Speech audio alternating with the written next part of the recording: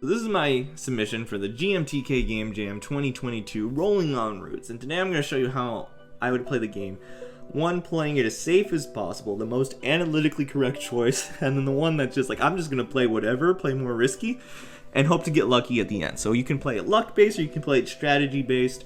That's what I'm going to show you today. But first, let me talk about digital roots. The digital root is the sum of all digits until only one digit is left. So for example, 642. We take the digits of 642, which is 6, 4, and 2. We add up all those digits, and that gives us 12. That is not a single digit, that's two digits, 1 and 2. So we have to add it a second time, and that gives us 3. So in this case, 8 plus 3 is 11, but we have to add the digits of the sum until only one digit is left. Only one single digit is left. So in this case, we have to add 11. So 1 and 1, that gives us 2. So we can match that with another 2, but we're going to play it risky, and we're going to go 8.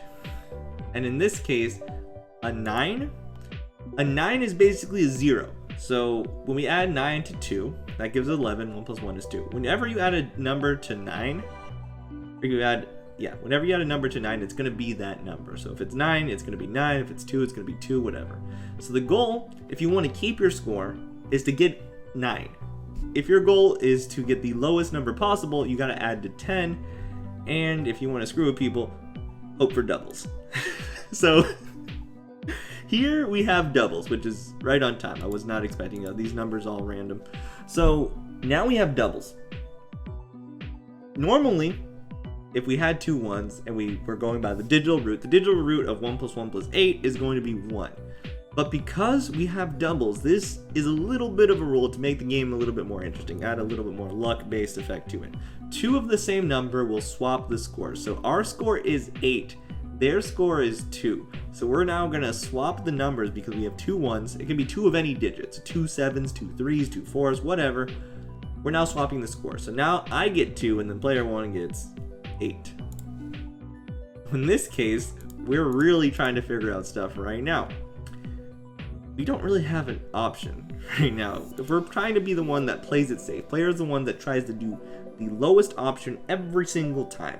Where player 2 is like, I'm just going to try whatever and hope I get lucky.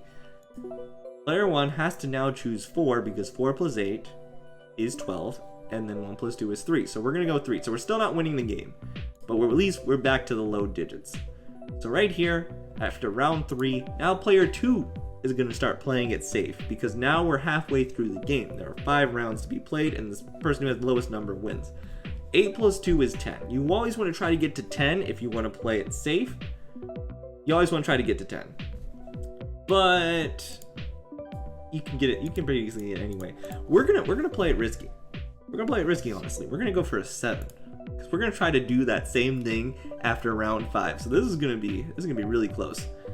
Right now, player 1 can get to 10 because 6 plus 3 is 9, and then 1.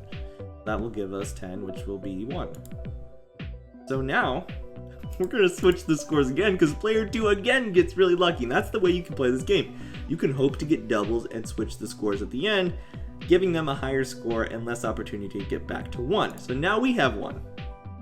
Player 1 is like, I've had it with all your doubles and all these switching, so player 1 is going to switch it back, and then player 2 is going to have to hope for some combination of 3 to win this game. And luckily, player 2 has some combination of 3. The reason you want to get to 3 is because that's the only thing you can do. When it's round 5 and player 1 has 1, the only thing you can hope for is some combination of 10. Some way to get to 10 with what you have and what you have down here. So 3 plus 7 is going to be 10, 1 plus 0 is 1, so now we're going into bonus round territory. So obviously player 1's going to play it safe because they're just going to swap the scores around. Player 2 is going to play it safe by choosing 4 and 5, which gives them 9, and as we know, if you have 9, adding it to your score is just going to give you that score. So then player 1 is going to play it safe by switching, and unfortunately for player 2, player 2's luck has run out. There is no other option but to call in the game and lose. But how low can we go? And that's a 4. And that is the end of the game. So that is just one way that this game can be played. You can employ strategies. As you can see, player 2 really had an advantage until player 1 started employing the same skills that player 2 played, and it goes back and forth after 5 rounds until sudden death, until someone is the winner. In this case, player 1 wins.